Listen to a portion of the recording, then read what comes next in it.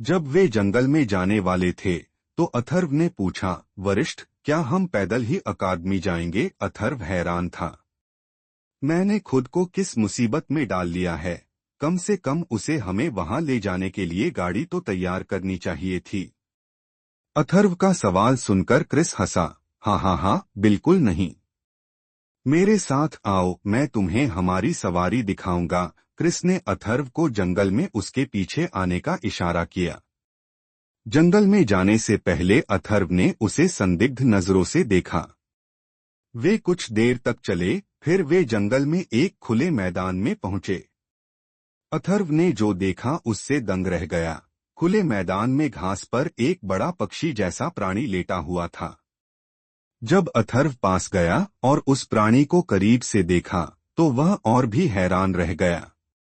यह एक पौराणिक प्राणी था। इसका सिर एक चील का था। यह चमकदार भूरे पंखों से ढका हुआ था और इसकी खतरनाक घुमावदार चोंच थी। उसके सिर पर दो पंख के गुच्छे ऐसे उभरे जैसे वे कान हों। उसके कंधों पर शक्तिशाली पंखदार पंखों की एक जोड़ी उसकी पीठ पर मुड़ी हुई दिखाई दे रही थी। पंखों के पीछे पंख भूरे फर में बदल गए और जो कुछ दिख रहा था वह शेर के शरीर जैसा था। उसका अगला पैर एक बाज की तरह था जिसके नुकीले पंजे उसे आसानी से चीर सकते थे, जबकि उसके पिछले पैर एक शेर की तरह थे जिनके पंजे भयानक नुकीले थे, जिनका केवल सिरा ही दिखाई दे रहा था।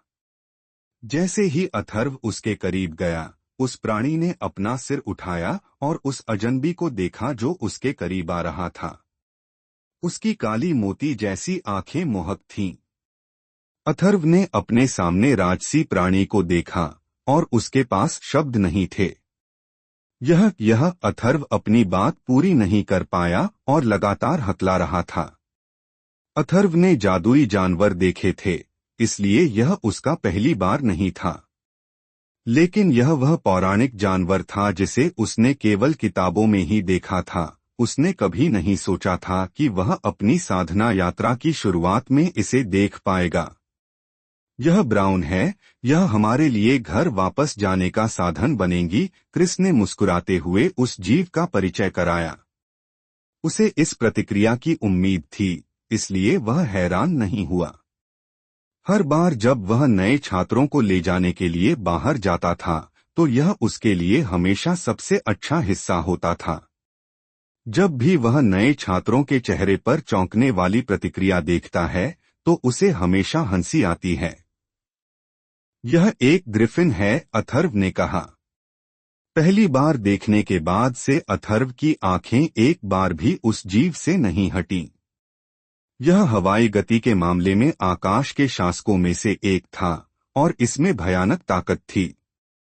अथर्व को आश्चर्य क्यों नहीं हुआ? वह इस छोटे से शहर में आए इस सीनियर की पहचान के बारे में सोचने लगा। अगर वह साधारण होता तो उसे यहाँ ग्रिफिन की सवारी करने का कोई मौका नहीं मिलता। ग्रिफिन यूं ही पौराणिक नहीं थे। सबसे पहले एक को देखने का मौका मिलना अविश्वसनीय रूप से कठिन था क्योंकि वे दुर्लभ जानवर थे। एक को वश में करना और भी कठिन था। ग्रिफिन गर्वित जानवर होते हैं और शायद ही कभी खुद को इंसानों द्वारा वश में किए जाने देते हैं। पकड़े जाने पर भी यह पूरी ताकत से लड़ते हैं। जाहिर है ब्राउन और सीनियर क्रिस के बीच का रिश्ता सामान्य नहीं है, क्योंकि वह उसे बिना इस चिंता के यहाँ छोड़ सकता था कि वह इतने लंबे समय तक भाग जाएगी। क्रिस ब्राउन की ओर चला गया और धीरे से उसके पंखों को सहलाया। अथर्व बस एक जगह खड़ा था और बिना हिले डुले उस राजसी जानवर को देख रहा था। यह वास्तव में अप्रत्याशित था। अब वह अकादमी जाने के लिए भी उत्सुक था। अकादमी कैसी दिखेगी, वह इंतजार नहीं कर सकता था। क्या तुम सारा दिन वहां खड़े रहोगे? चलो चलें। क्रिस ने फिर से हंसते हुए देखा कि अथर्व अभी भी स्तब्ध खड़ा था। क्या वह वास्तव में हमें वहां ले जाने वाली है? अथर्व ने फिर से अतिरिक्त सुनिश्चित करने के लिए पूछा। हालांकि वह जानता था कि यह एक बेवकूफी भरा सवाल था, उसे बस यह पूछना था। अगर वह नहीं तो फिर कौन? क्या तुम्हारे पास जाने का कोई और साधन है? क्रिस ने झल्लाकर जवाब दिया। मुझे लगता है कि सदमे से उसका दिमाग पहले ही जल चुका है, क्रिस ने मन ही मन सोचा। अथर्व ने शर्मिंदगी से अपना सिर नीचे कर लिया। क्या तुम सामान्य तरीके से जवाब नहीं दे सकते? तुमने इस जीव को बहुत समय से देखा है, मैं इसे पहली बार देख रहा हूँ। मुझे इसे शांति से निहारने दो, अथर्व ने झल्लाकर सोचा। अथर्व को अचानक लगा कि उसने लूनर अकादमी चुनकर सही फैसला किया है। अकादमी जाने से पहले ही एक महान जानवर को देखना अचानक उसके लिए सार्थक हो गया। वह इस पर लंबे समय तक शेखी बघार सकता था। वह लगभग मार्था के पास वापस भागना चाहता था और उसे बताना चाहता था कि उसने अभी अभी एक ग्रिफिन देखा है। जब ब्राउन खड़ा हुआ तो अथर्व एक बार फिर उसके विशाल आकार को देखकर दंग रह गया। यह 5 मीटर से अधिक लंबा और 3 मीटर से अधिक चौड़ा था। यह वास्तव में एक राजसी जानवर था। अथर्व अत्यधिक सावधानी के साथ ब्राउन के करीब चला गया। वह जानवरों को परेशान करने से डर रहा था, अन्यथा यह उसे अपने भयानक पंजों से चीर कर रख सकता था। यह उसके पास था। जैसे ही अथर्व उसके करीब खड़ा हुआ, उसे लगा कि वह कितना छोटा है। क्रिस बस किनारे पर खड़ा होकर देख रहा था। उसे हमेशा से यह अच्छा लगता था। यही कारण था कि वह हमेशा टेस्ट के लिए छोटे शहरों में आता था।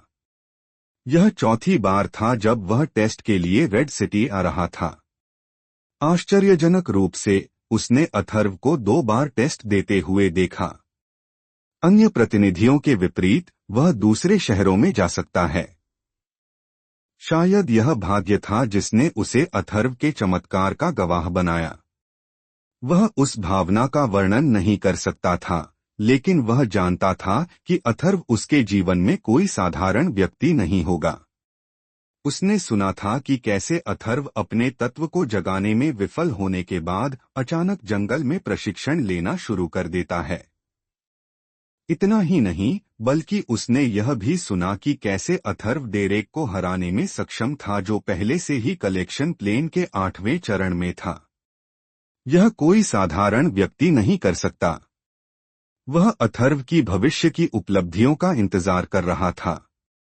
चलो चलते हैं, हमारे सामने एक लंबी यात्रा है, क्रिस ने अथर्व को ब्राउन की छवि को कुछ और देर देखने देने के बाद कहा। ब्राउन नीचे बैठ गई ताकि वे उस पर चढ़ सकें। अथर्व आसानी से ऊपर चढ़ गया और बड़े उत्साह से आगे की ओर देखने लगा। वे अकादमी की ओर जाने वाले थे।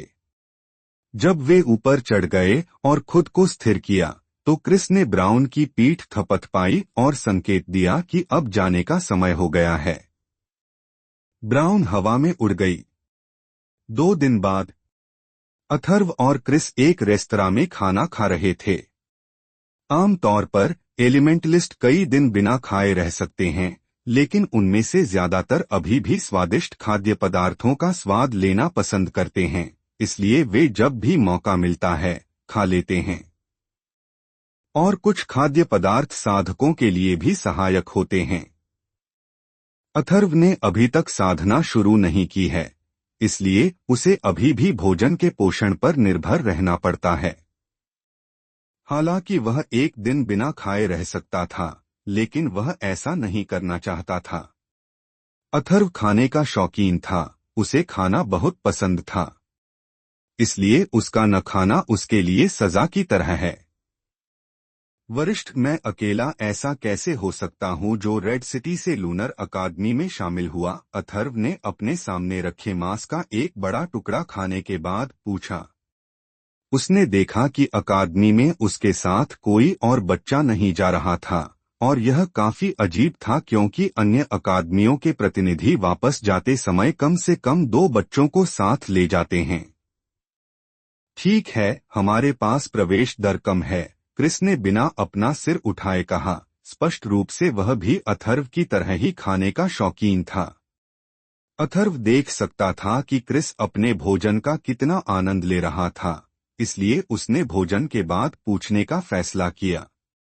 वे अपनी यात्रा के दौरान अलग अलग शहरों में रुकते थे। जब लगभग अंधेरा हो जाता था तो उन्हें शहर में पहुंचने के लिए उड़ान रोकनी पड़ती थी, जहां उन्हें एक सराय में सोना पड़ता था। अथर्व ने पहले ही इस बात पर ध्यान दिया था कि क्रिस को खाना कितना पसंद है। यात्रा के दौरान उन्होंने ज्यादा बात नहीं की थी।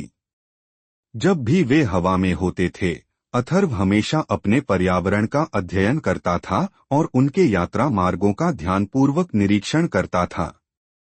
जब वह हवा में था तो यह एक आश्चर्यजनक दृश्य था। यह अद्भुत लगा। आश्चर्यजनक रूप से ब्राउन हवा की ढाल बना सकती है जो पूरी गति से उड़ते समय हवा को उनसे टकराने से रोकती है। जब भी वे रुकते और शहर में जाते तो ब्राउन को शहर के पास एक जंगल में छिपना पड़ता था। चूंकि अन्य हवाई जादुई जानवरों के विपरीत वह दुर्लभ थी। बेशक वह इस तरह की जगह पर किसी भी खतरे में नहीं होगी, क्योंकि वह शहरों के निवासियों की तुलना में अधिक शक्तिशाली थी। खैर, यह केवल छोटे शहरों पर लागू होता है, लेकिन हमारे पास सबसे ज्यादा प्रतिधारण दर भी है। इसका मतलब है कि हम अपने छात्रों को वार्षिक परीक्षा के दौरान आवश्यक चरण पूरा न करने के कारण शायद ही कभी बाहर निकालते हैं। हमारे सभी छात्र मेहनती हैं, क्रिस ने आगे कहा। ओह, अथर्व के पास यही एकमात्र जवाब था। वह अकादमियों द्वारा अपने छात्रों को दिए जाने वाले वार्षिक परीक्षणों के बारे में जानता था। यही कारण था कि डेरेक शहर में था। अकादमी में प्रतिस्पर्धा वास्तव में कठिन है। जब आप वहां पहुंचेंगे तो आपको और अधिक पता चलेगा। क्रिस ने अकादमी के संचालन के बारे में विस्तार से बताने से परहेज किया। अथर्व ने कोई और सवाल नहीं पूछा, क्योंकि वह स्पष्ट रूप से देख सकता था कि क्रिस उसे कुछ भी नहीं बताने वाला था।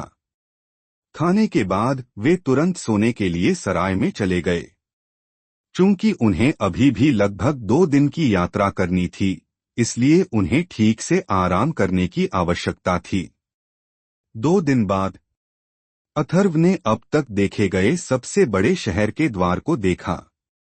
अथर्व लोगों को बड़े पैमाने पर शहर में प्रवेश करते और बाहर निकलते देख सकता था। यह वास्तव में एक बड़ा शहर था, रेड सिटी के विपरीत जहां वह पहले रहता था।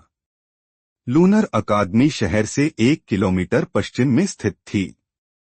लूनर अकादमी का नाम शहर के नाम पर रखा गया था। शहर में हलचल थी। अथर्व ने उत्सुकता से चारों ओर देखा। वरिष्ठ, हम शहर में क्यों आए हैं? क्या अकादमी शहर में स्थित है? अथर्व ने पूछा। वह जानता था कि अधिकांश अकादमियां शहरों में स्थित नहीं थीं और ज्यादातर शहर के बाहर स्थित थीं। नहीं, हम अपने एक दोस्त से मिलने जा रहे हैं। उसके बाद हम अकादमी जाएंगे, क्रिस ने शहर की दिशा में जाते हुए कहा। ओह ठीक है, अथर्व ने उसके पीछे पीछे चलते हुए जवाब दिया। जब वे शहर में पहुंचे तो वे सीधे शहर के केंद्र की ओर चल पड़े। अथर्व ने शहर का बारीकी से अध्ययन किया। यह बहुत व्यस्त जगह थी और हर जगह लोग चलते हुए देखे जा सकते थे। वे एक विशाल जागीर के सामने रुके। हालांकि अथर्व इस शहर का निवासी नहीं था, लेकिन वह बता सकता था कि यह निश्चित रूप से शहर की सबसे बड़ी जागीर थी। जागीर के गेट पर पहरेदार थे, लेकिन उन्होंने उन्हें अंदर जाने से नहीं रोका। कितनी अच्छी जगह है, बगीचे की शांति ने अथर्व के थके हुए मन को शांत कर दिया। वह अपनी यात्रा के दौरान बेचैन था, लेकिन यहाँ आकर उसका दिल शांत हो गया। उसने इस शांतिपूर्ण अवस्था में और गहराई से डूबने के लिए अपनी आंखें बंद कर लीं। कुछ देर बाद क्रिस एक छोटे लड़के को साथ लेकर बाहर चला गया। लड़का लगभग अथर्व की ही उम्र का था। उसके चेहरे के भाव सुडौल थे और वह काफी सुंदर लग रहा था। जब वे बगीचे में पहुंचे तो उसने उस अजनबी को देखा जिसने अपनी आंखें बंद कर रखी थीं, जैसे कि वह किसी मदहोशी में हो। अथर्व, अब जाने का समय हो गया है, क्रिस ने जोर से कहा। क्रिस की आवाज ने अथर्व की कल्पना को भंग कर दिया। अथर्व ने अपनी आंखें खोलीं और क्रिस को घूरा। उसने देखा कि क्रिस अकेला नहीं आया था बल्कि एक छोटे लड़के के साथ आया था। अथर्व ने कुछ देर तक उसे घूरा और फिर अपनी नजर क्रिस पर घुमाई। ठीक है सीनियर, उसने मुस्कुराते हुए जवाब दिया। इतने कम समय तक बगीचे में रहने से उसके मन की स्थिति को शांत करने में वाकई मदद मिली। ओह अथर्व, यह सागर है। क्रिस ने नवागंतुक को अथर्व से मिलवाया। आपसे मिलकर अच्छा लगा। मैं अथर्व हूँ, अथर्व ने अपना दाहिना हाथ बढ़ाते हुए कहा। मैं सागर हूँ, आपसे मिलकर मुझे भी अच्छा लगा। सागर ने मुस्कुराते हुए उसका हाथ हिलाया। अथर्व ने सागर का मूल्यांकन किया और सागर भी वही कर रहा था। सागर को हमेशा अपने रूप पर गर्व था, लेकिन यह पहली बार था जब वह रूप के मामले में किसी और से पूरी तरह से हार गया था। वह बुरा नहीं है, अथर्व ने अपने दिल में क्लॉस की उसके रूप की प्रशंसा की। लेकिन मैं अभी भी उससे बेहतर हूँ। अथर्व को लगा कि उसके जैसा सुंदर कोई व्यक्ति देखना असंभव है। सागर अकादमी का छात्र है। चूंकि हम अकादमी जा रहे थे, इसलिए उसने साथ चलने का फैसला किया, क्रिस ने शांति से कहा। यह कहने के बाद क्रिस मुड़ा और बाहर निकलने की दिशा में चल पड़ा। तीनों ने शहर छोड़ दिया और पश्चिम की ओर चल पड़े। अथर्व को पहले से ही पता था कि वे अकादमी की ओर जा रहे हैं, इसलिए वह ज्यादा कुछ बोले बिना चुप रहा। तो तुम कहाँ से हो? सागर ने चुप्पी तोड़ी। चूंकि वे अकादमी तक पैदल ही जाएंगे, इसलिए वह अथर्व से बात कर सकता था।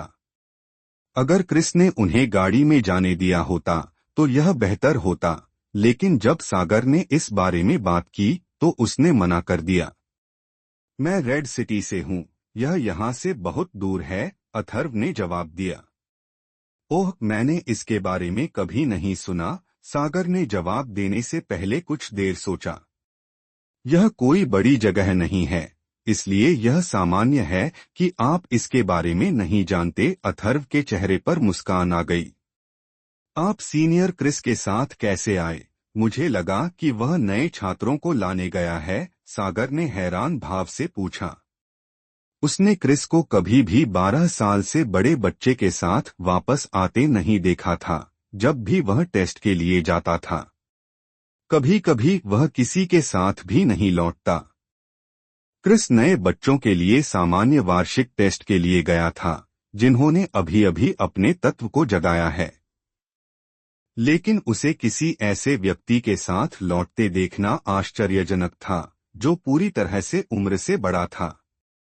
ठीक है, मैंने अभी अभी अपने तत्व को जगाया है। अथर्व ने सोचा कि सागर से झूठ बोलने का कोई फायदा नहीं है, क्योंकि वे एक ही अकादमी में जाएंगे और एक दूसरे से मिलेंगे। क्या आपने टेस्ट देने से पहले अब तक इंतजार किया? सागर ने पूछा। अथर्व की बात सुनकर उसे यही एकमात्र कारण याद आया।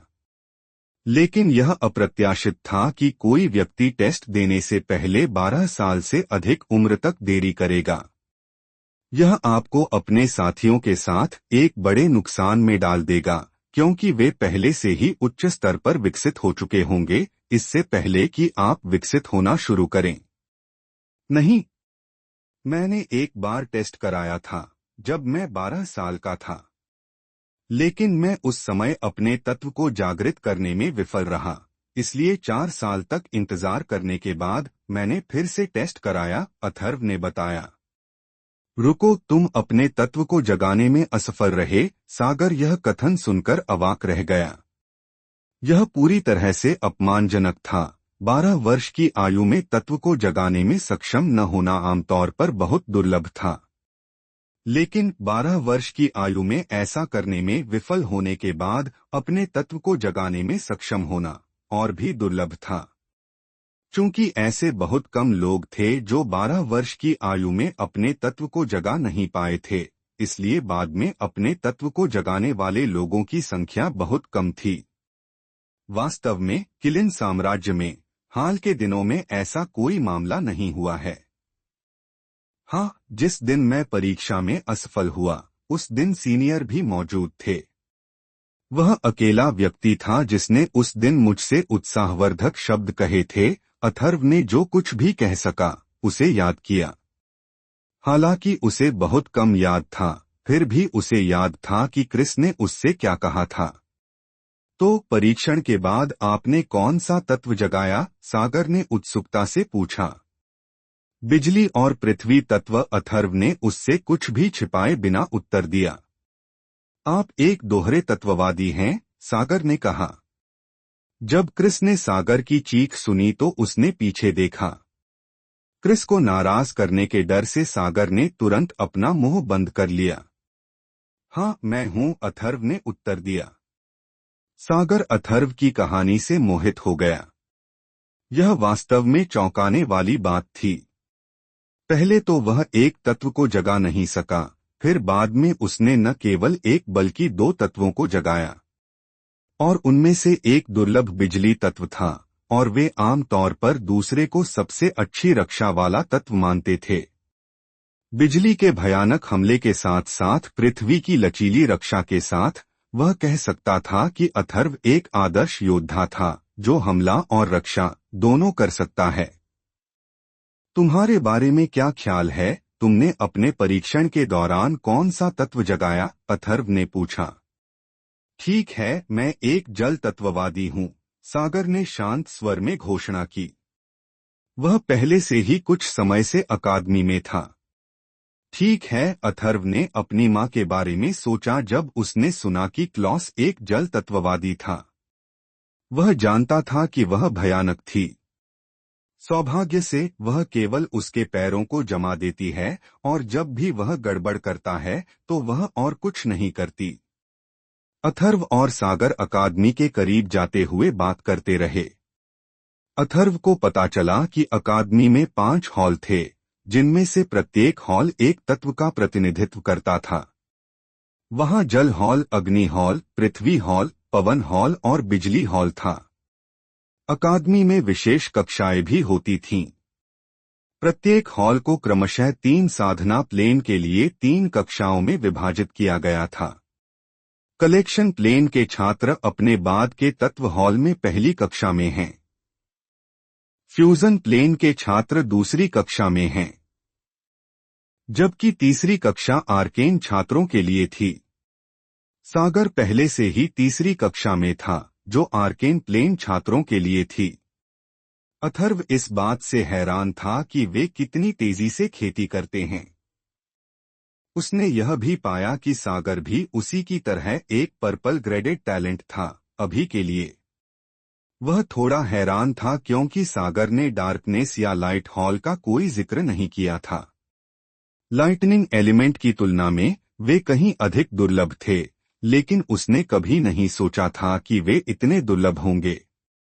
सागर से डार्कनेस और लाइट हॉल की कमी का कारण पूछने के बाद उसे पता चला कि ऐसा इसलिए था क्योंकि उनके पास कोई इंस्ट्रक्टर नहीं था जो लाइट या डार्कनेस एलिमेंटलिस्ट था।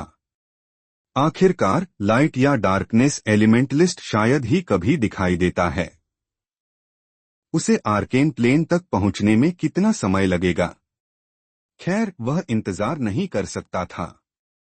उस समय के अलावा जब क्रिस ने सागर को देखा, उसने उनकी बातचीत को बाधित नहीं किया, उनकी पूरी यात्रा के दौरान एक बार भी नहीं।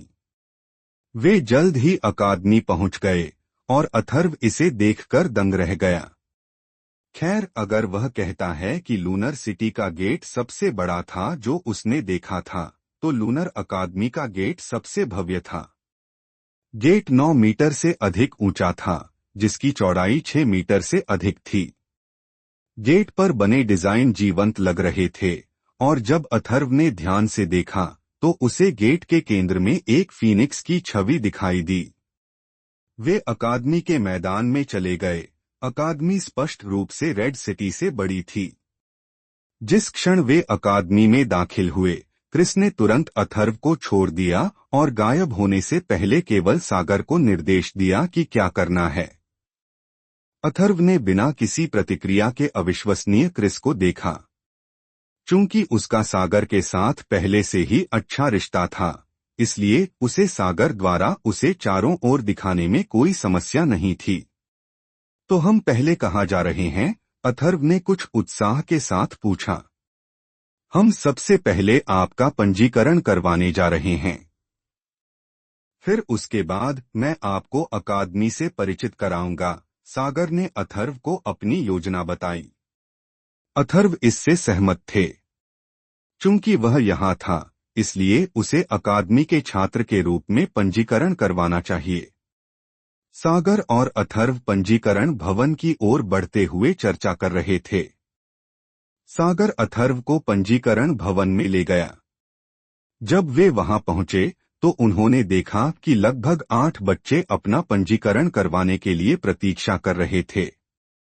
सागर ने अथर्व से कहा कि वह कतार में शामिल हो जाए क्योंकि वह अपना पंजीकरण करवाने के लिए यहां आया था। सभी बच्चे अथर्व को अजीब नजरों से देख रहे थे, यहां तक कि उन्हें लाने वाले प्रशिक्षकों ने भी ऐसा ही किया। जब उन्होंने सागर को देखा तो उन्हें पता चल गया कि अथर्व का यहाँ होना क्रिस से जुड़ा हुआ है, इसलिए उन्होंने उसे जाने दिया। हालांकि वे उसके बारे में उत्सुक थे, लेकिन उन्होंने उससे कोई परेशानी नहीं उठाई। जब अथर्व अपना पंजीकरण करवाने के लिए अंदर गया तो प्रशिक्षक यह पता लगाने के लिए सागर के पास गए कि अथर्व कौन है। अरे सागर, तुम किस लड़के को लेकर आए हो? मैंने उसे पहले अकादमी में नहीं देखा है। क्या वह सीनियर क्रिस के साथ आया था? वह नए बैच के साथ पंजीकरण करने के लिए थोड़ा बूढ़ा है ना? उन्होंने सागर से इतने सारे सवाल पूछे कि उसका सिर तुरंत झुक गया। सागर ने बस उन्हें देखा और अवाक रह गया। ये अकादमी के प्रशिक्षक थे, फिर भी वे सभी 12 साल के बच्चों की तरह व्यवहार करते थे। यही बात अकादमी को और भी दिलचस्प बनाती थी। प्रशिक्षक छात्रों के साथ बहुत मिलनसार हैं, हालांकि कुछ ऐसे पल भी आते हैं जब वे सख्त होते हैं, लेकिन वे ज्यादातर समय दोस्ताना व्यवहार करते हैं। सागर अभी भी इस बात से हैरान है कि अकादमी में लगभग हर एक प्रशिक्षक का व्यक्तित्व अजीब था। जैसे अकादमी इन अजीबोगरीब लोगों को कैसे ढूंढ लेती है। लेकिन वह इस तथ्य से इनकार नहीं कर सकता था कि वे सभी अपने क्षेत्र में शानदार थे और बेहतरीन शिक्षक थे। वह अथर्व है, उसने इस साल ही परीक्षा दी है, इसलिए वह अकादमी में शामिल हुआ था। सागर ने असहाय तरीके से जवाब दिया। क्या वह मूर्ख है जो परीक्षा देने से पहले 15 साल से ज्यादा उम्र तक इंतजार करेगा? मुझे कहना होगा, वह काफी सुंदर है। हाँ, मुझे नहीं लगता कि मैंने पहले कभी इतना सुंदर कोई देखा है। वह निश्चित रूप से एक रत्न है। मुझे लगा कि तुम अकादमी में सबसे सुंदर हो, सागर, लेकिन तुम्हारा यह दोस्त निश्चित रूप से तुमसे ज्यादा सुंदर है। जब वे बात कर रहे थे तो एक महिला प्रशिक्षक ने बताया कि अथर्व कितना सुंदर दिखता है। अगर अथर्व वहां होता और उन टिप्पणियों को सुनता तो वह कहता, तुम शर्त लगा लो कि मैं हूं। उसने वास्तव में 12 साल की उम्र में परीक्षा दी थी, लेकिन अपने तत्व को जगाने में विफल रहा। उसने इस साल ही अपने तत्व को जागृत किया है। सागर ने उन्हें बताया कि अथर्व फिर से परीक्षा क्यों दे रहा था। और वह एक डुअल एलिमेंटलिस्ट है, सागर ने आगे कहा। अथर्व की कहानी सुनकर प्रशिक्षक आश्चर्यचकित हो गए। अपने तत्व को जागृत न कर पाने से लेकर डुअल एलिमेंटलिस्ट में बदल जाना, यह वाकई कुछ और ही था। उन्होंने पहले ऐसा कोई व्यक्ति नहीं देखा था जो अपनी प्रतिभा को जागृत न कर पाया हो, इसलिए वे काफी हैरान थे। साम्राज्य में ऐसे मामले दुर्लभ थे। जब वे अभी भी चर्चा कर रहे थे कि अथर्व कितना सुंदर लग रहा है, अथर्व पंजीकरण कार्यालय से बाहर निकल गया। उसने उत्सुकता से प्रशिक्षकों को देखा जो सागर के साथ गर्मजोशी से बातचीत कर रहे थे।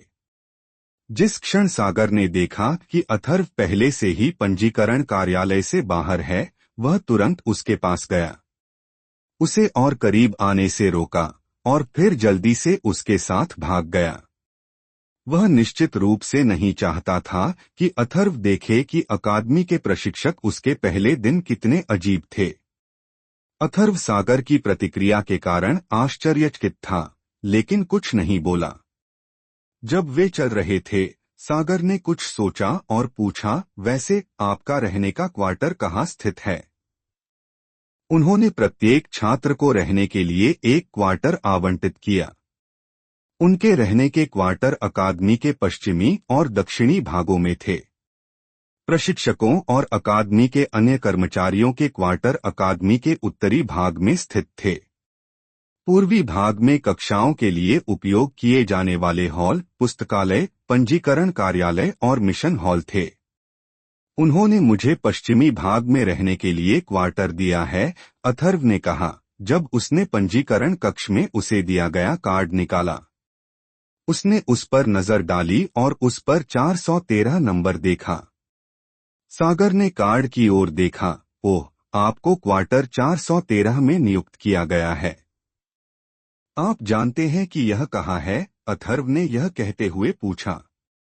हाँ, मेरा रहने का क्वार्टर भी पश्चिमी भाग में स्थित है, इसलिए हम एक दूसरे को आसानी से देख पाएंगे, सागर ने मुस्कुराते हुए कहा। ठीक है, अथर्व ने उत्तर दिया। चूंकि वे अकादमी के पूर्वी भाग में थे, इसलिए सागर ने अथर्व को कक्षाओं के लिए उपयोग किए जाने वाले हॉल दिखाए। प्रत्येक हॉल की इमारत बहुत बड़ी थी, केवल लाइटनिंग हॉल बाकी से छोटा था। अथर्व ने पाया कि अकादमी में 800 से अधिक छात्र थे, लेकिन संख्या 900 से अधिक नहीं थी। इससे वह आश्चर्यचकित हो गया। अकादमियों में आमतौर पर 5000 से ज्यादा छात्र होते हैं, लूनर अकादमी में छात्रों की संख्या इतनी कम कैसे थी? क्या आप जानते हैं कि अकादमी की भर्ती दर इतनी कम क्यों है? यह हैरान करने वाली बात है कि इतनी बड़ी अकादमी में सिर्फ 800 से ज्यादा छात्र हैं। अथर्व इस बात से हैरान था। एक बार उन्होंने एक ऐसे छात्र को भर्ती किया था जिसकी प्रतिभा सिर्फ ऑरेंज थी, लेकिन मैंने सुना है कि वह एक डुअल एलिमेंटलिस्ट था और दोनों तत्वों में क्रमशः ऑरेंज प्रतिभा थी, सागर ने आगे कहा। अथर्व लूनर अकादमी में प्रवेश के लिए जरूरी शर्तों से हैरान थे। अन्य अकादमियों में भी यह शर्त नहीं है न? अथर्व ने पूछा। नहीं, वे ऑरेंज प्रतिभा वाले छात्रों की भर्ती करते हैं। कुछ तो पिंक प्रतिभा वाले छात्रों की भी भर्ती करते हैं, लेकिन शीर्ष 5 अकादमियां अपनी अकादमियों में पिंक ग्रेड प्रतिभा को स्वीकार नहीं करती हैं। हालांकि प्रत्येक अकादमी की अपनी जरूरतें होती हैं। हालांकि हमारे पास छात्रों की सबसे कम संख्या है, लेकिन हमारे पास पूरे साम्राज्य में ब्लू प्रतिभा की दूसरी सबसे ज्यादा संख्या है। हम सम्राट संगठन के बाद दूसरे नंबर पर हैं, सागर ने गर्व से कहा। वे अकादमी के पूर्वी भाग की ओर छात्रों के रहने के क्वार्टर की ओर चले गए। अथर्व ने चुपचाप वह सारी जानकारी याद कर ली जो सागर उसे बता रहा था। अथर्व और सागर छात्रों के रहने के क्वार्टर की ओर चले गए। चलते समय सागर ने अथर्व को अकादमी के अधिकांश हिस्से दिखाए थे। ओह, उन्होंने मुझे पंजीकरण कार्यालय में सूचित किया कि नए छात्रों को फिर से परीक्षा देने के लिए इकट्ठा होना होगा। क्या इसका कोई फायदा है? अथर्व को याद आया कि उसे कार्यालय में क्या बताया गया था और उसने हैरान होकर सागर से पूछा। अकादमी में ऐसा पहले कभी नहीं हुआ था। यह तब हुआ जब एक प्रशिक्षक अपने रिश्तेदार को अकादमी में लाया और वह अकादमी की आवश्यकताओं को पूरा नहीं कर पाया। अकादमी को कुछ समय बाद ही पता चला। इसलिए हालांकि प्रत्येक नए छात्र ने अपने शहरों में पहले ही परीक्षा दे दी है, वे यहां अकादमी में भी फिर से परीक्षा देंगे, सागर ने परीक्षा का कारण समझाया। रहने के क्वार्टर में अथर्व ने देखा कि प्रत्येक छात्र के पास एक विशाल परिसर में एक घर था। सभी इमारतों का आकार और शैली एक जैसी थी। प्रत्येक परिसर की लंबाई और चौड़ाई लगभग 220 गज थी। यह एक अकेले छात्र के लिए बहुत बड़ा था। प्रत्येक परिसर में जाने वाले छोटे गेट पर एक नंबर लगा हुआ था। वे तब तक चलते रहे जब तक वे गेट पर 413 नंबर वाले परिसर तक नहीं पहुंच गए। अथर्व ने पंजीकरण कार्यालय में उसे दी गई चाबी निकाली और गेट खोला। जब वे घर में गए तो वहां धूल थी और हर जगह मकड़ी के जाले दिखाई दे रहे थे। वहां कुर्सियां थीं और जब अथर्व कमरे में गया तो उसने कमरे के किनारे एक बिस्तर भी अच्छी तरह से रखा हुआ पाया। यह एक छात्र के लिए ठीक था। अथर्व ने घर की पूरी तरह से जांच करने के बाद उसने सागर से पूछा कि उसका घर कहाँ स्थित है। मैं बिल्डिंग 227 में रहता हूं, सागर ने जवाब दिया। अथर्व सागर के अपार्टमेंट में गया और कुछ समय तक उसके साथ रहा। वह जल्दी से चला गया क्योंकि उसे सफाई करनी थी। प्रत्येक परिसर के सामने की जगह के कारण वातावरण शांत था। उसने देखा कि अकादमी ने छात्रों को कोई विशेष उपचार नहीं दिया और प्रत्येक घर में एक जैसी चीजें थीं। छात्र उसमें रहने के बाद उसे सजाने का फैसला कर सकते हैं। उसने सोचा कि छात्रों को एक ही इमारत में रहना होगा, लेकिन चूंकि लूनर अकादमी में छात्र ज्यादा नहीं हैं, इसलिए वे प्रत्येक इमारत में अकेले रह सकते हैं। अथर्व ने लगभग पूरे दिन काम किया और एक बार भी बाहर नहीं निकला। जब तक उसने सफाई की तब तक रात हो चुकी थी। वह पूरी तरह से थक गया था और तुरंत सो गया। अगली सुबह अथर्व हमेशा की तरह जल्दी उठा और नए छात्रों की परीक्षा देने के लिए जाने से पहले नहाया। सागर ने उसे पहले ही जगह दिखा दी थी और उसे अच्छी याददाश्त थी, इसलिए उसने जल्दी से हॉल ढूंढ लिया। जब वह वहां पहुंचा तो उसने देखा कि 20 बच्चे पहले से ही वहां थे। उन्हें हॉल के बाहर इंतजार करना पड़ा। प्रशिक्षकों के हॉल से बाहर आने से पहले और छात्र आ गए। अथर्व ने गिनती की और पाया कि वे केवल 46 नए छात्र थे। इतनी बड़ी अकादमी में इतने कम नए छात्र कैसे हो सकते हैं, अथर्व ने सोचा। अकादमी के चयन से स्तब्ध अथर्व ने हॉल से बाहर आने वाले प्रशिक्षकों पर अपनी नजर केंद्रित की। उनका नेतृत्व एक महिला कर रही थी जो 50 के दशक में लग रही थी। जब वह छात्र के करीब पहुंची तो उसने स्पष्ट आवाज में कहा, सभी को नमस्कार, मैं विंड हॉल की मुख्य प्रशिक्षक हूं। अब हम यह जानने के लिए परीक्षण शुरू करेंगे कि प्रत्येक छात्र किस हॉल में जाएगा। एक बार जब आप अपना नाम सुन लेंगे तो आपको परीक्षण के लिए हॉल में जाना चाहिए। महिला के बोलने के बाद बगल में एक प्रशिक्षक ने कहा। सूची में पहला नाम जल्दी से पुकारा गया और बच्चा उत्साह से भरा हुआ हॉल में चला गया। प्रशिक्षक परीक्षण में बहुत तेज थे क्योंकि वे पहले से ही प्रत्येक बच्चे के तत्वों और प्रतिभाओं को जानते थे। उन्हें बस नियमों का पालन करना था। जल्द ही अथर्व की बारी आ गई। जब वह अंदर आया तो सभी प्रशिक्षकों ने उसे दिलचस्पी से देखा। उन्होंने सुना है कि कैसे वह 12 साल की उम्र में किसी तत्व को जागृत नहीं कर पाया था और 16 साल की उम्र में ही ऐसा कर पाया। उन्हें लगा कि वह बहुत भाग्यशाली है क्योंकि वह शुरू में ऐसा करने में विफल होने के बाद भी अपने तत्व को जागृत कर सका। चूंकि आप सभी ने अभी तक आधिकारिक रूप से साधना शुरू नहीं की है, इसलिए आपको वास्तव में कक्षाओं में जाने की आवश्यकता नहीं होगी। आप सभी के पास कलेक्शन प्लेन में जाने और फिर अपनी कक्षाएं शुरू करने के लिए 1 महीना है। अब आप खेती की तकनीक लेने के लिए लाइब्रेरी की पहली मंजिल पर जा सकते हैं, विंड हॉल के मुख्य प्रशिक्षक ने बच्चों को विदा करने से पहले कहा। जब अथर्व जाने वाला था तो उसे प्रशिक्षकों में से एक व्यक्ति ने बुलाया। मैं लाइटनिंग हॉल का मुख्य प्रशिक्षक हूं, आप मुझे प्रशिक्षक ब्लेक कह सकते हैं, ब्लेक ने एक दोस्ताना मुस्कान के साथ कहा। नमस्ते सर, अथर्व ने विनम्रता से कहा। ब्लेक तेज और सुंदर लग रहा था। वह अपने शुरुआती 30वें दशक में किसी की तरह लग रहा था और एक गरिमामय आवाज थी। खैर, यह गरिमामय लग रहा था जब उसने उसे अभी बोलते हुए सुना। वास्तव में मैं लाइटनिंग हॉल में एकमात्र प्रशिक्षक हूँ, इसलिए मैं हॉल के अपने सभी नए छात्रों को बहुत महत्वपूर्ण मानता हूँ, ब्लेक ने गंभीरता से कहा। अथर्व को तुरंत पता चल गया कि उसने केवल उसे क्यों बुलाया। ऐसा लगता है कि मैं सभी नए छात्रों के बीच लाइटनिंग तत्व से जुड़ाव रखने वाला एकमात्र व्यक्ति हूँ, अथर्व ने सोचा। इससे कोई यह देख सकता था कि लाइटनिंग तत्व कितना दुर्लभ है। साथ आओ, मुझे आपको तकनीक सीखने के लिए लाइब्रेरी में जाने की जरूरत नहीं है। इसके अलावा वे सभी निम्न स्तर के हैं, ब्लेक ने मुस्कुराते हुए कहा। ब्लेक, तुम क्या कर रहे हो? अथर्व ने इंस्ट्रक्टर ब्लेक के पीछे से एक सख्त आवाज सुनी। ब्लेक ने यह आवाज सुनते ही तुरंत तनाव में आ गया। कुछ नहीं, ब्लेक ने एक छोटी सी आवाज में जवाब दिया।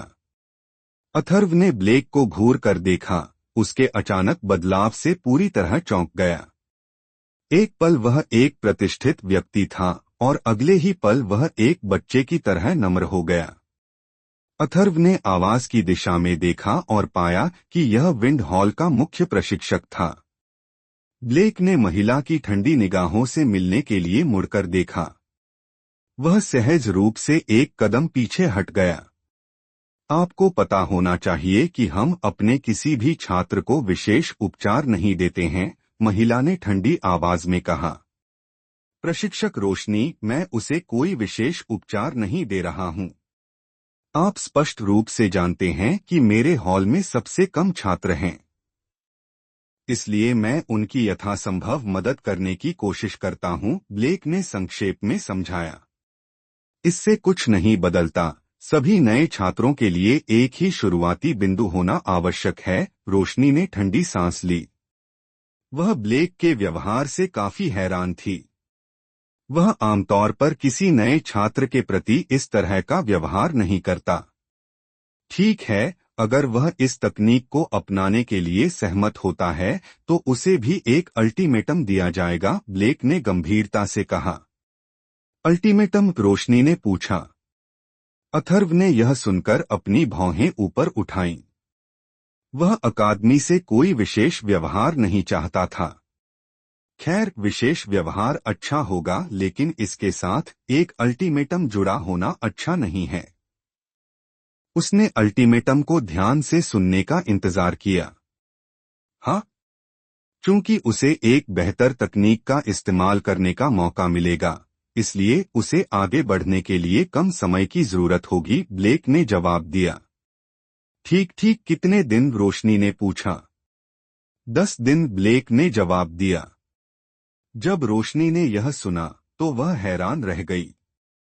अकादमी में ऐसा कुछ पहले कभी नहीं हुआ था, इसलिए यह काफी आश्चर्यजनक था।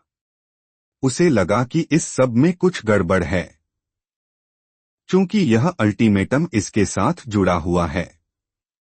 मैं इसे जाने दूंगा, रोशनी ने ब्लेक को समझदारी भरी नजर से देखते हुए हार मान ली।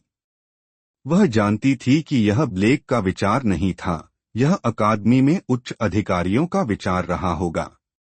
उसने अथर्व की ओर देखा। अच्छा, क्या तुम इस बात से सहमत हो? अथर्व को वास्तव में यह सब उम्मीद नहीं थी। उसे एक बेहतर तकनीक दी जाएगी, लेकिन समय सीमा कम कर दी जाएगी। मैं इसे स्वीकार करूंगा, अथर्व ने कुछ देर सोचने के बाद कहा। उसने इसे स्वीकार करने का पहला कारण यह था कि उसे चुनौतियां पसंद हैं और यह उसे और अधिक मेहनत करने के लिए प्रेरित करेगी। दूसरा कारण यह था कि वह अपनी देरी के कारण पहले से ही अपने साथियों से पीछे था, इसलिए वह तेज गति से आगे बढ़ने के लिए हर संभव प्रयास करना चाहता था। ठीक है, चूंकि यह तय हो गया है, तुम मेरे कार्यालय जा सकते हो।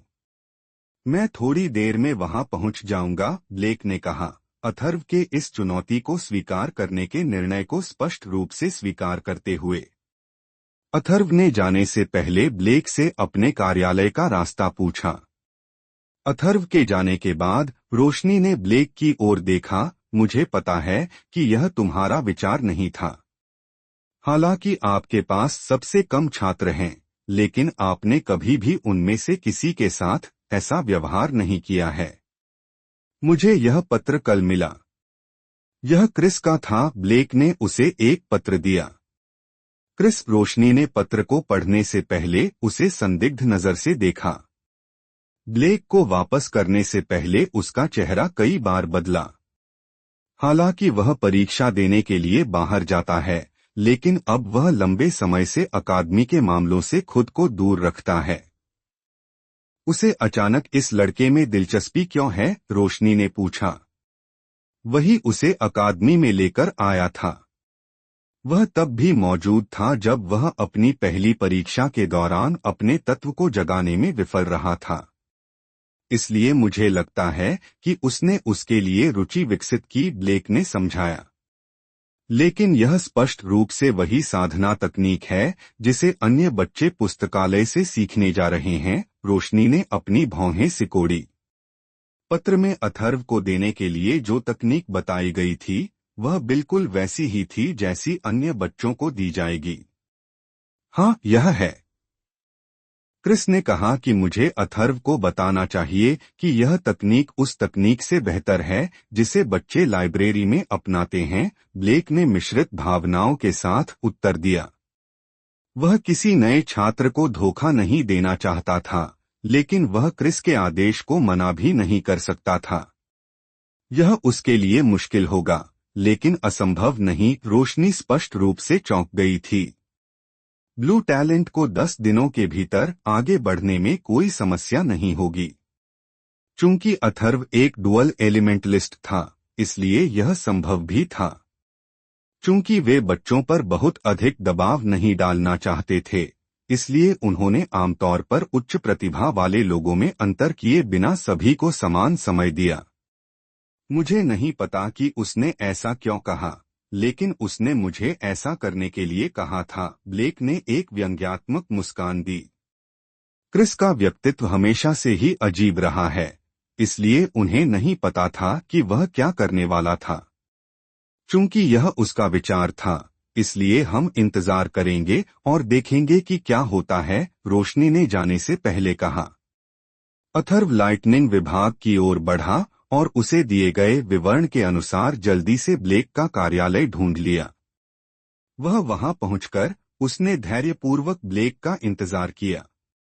ब्लेक जल्दी आ गया। दोनों अंदर गए और ब्लेक अपनी कुर्सी पर बैठ गया। दफ्तर अच्छी तरह से व्यवस्थित था और बगल में एक बुकशेल्फ दिखाई दे रही थी। कमरे के बीच में एक सीट थी।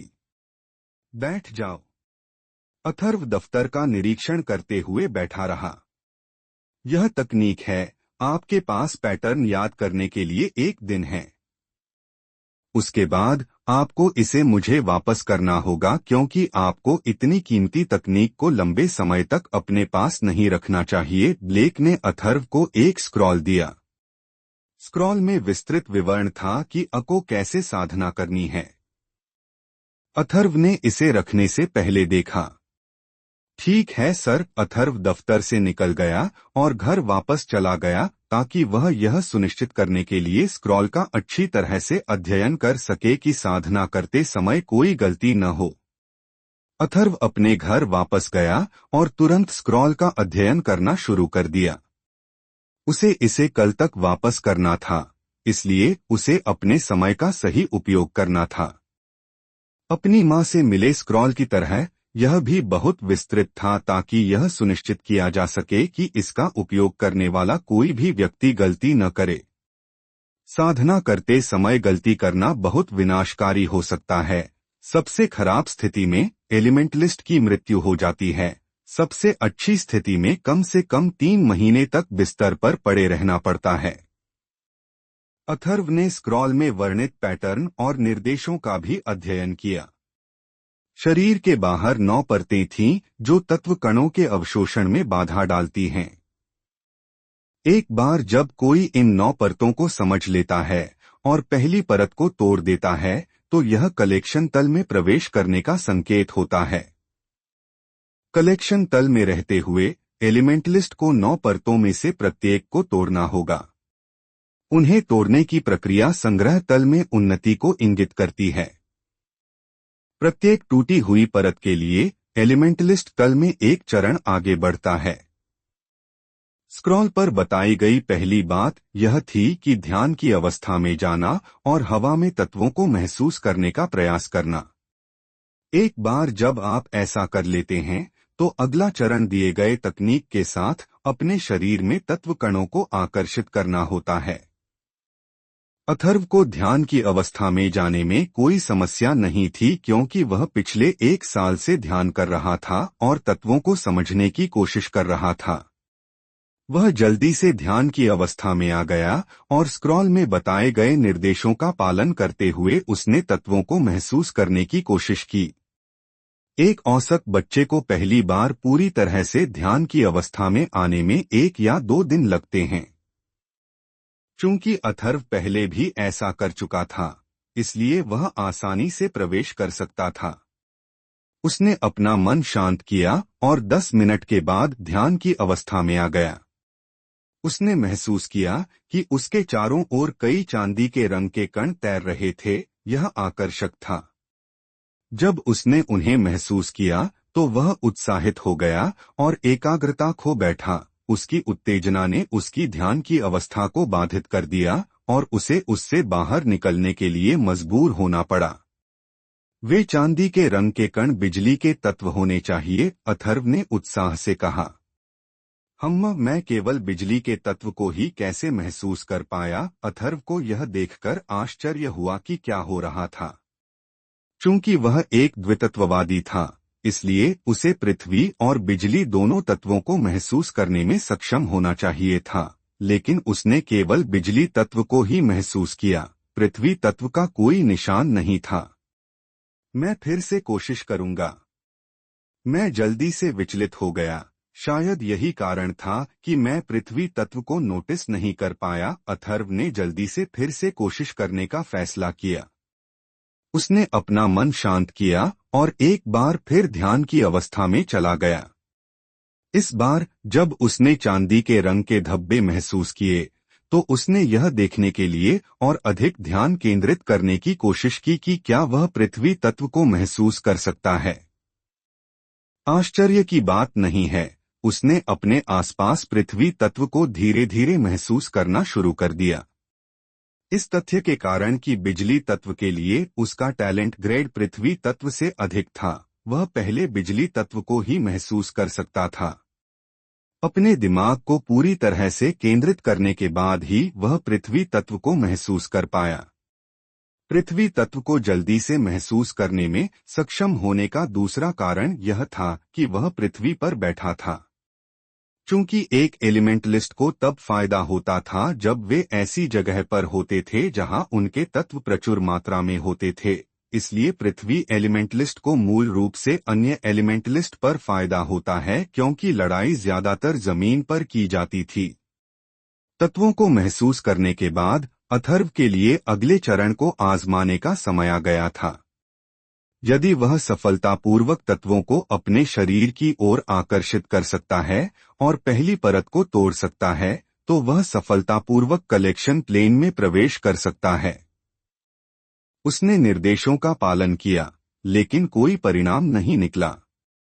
हालांकि अकादमी द्वारा उसे दिया गया समय बाकी बच्चों को दिए गए समय से कम था, लेकिन उसे लगा कि चूंकि उसे एक बेहतर तकनीक दी गई थी, इसलिए उसे इन 10 दिनों के भीतर संग्रह विमान में प्रवेश करने में कोई समस्या नहीं होगी।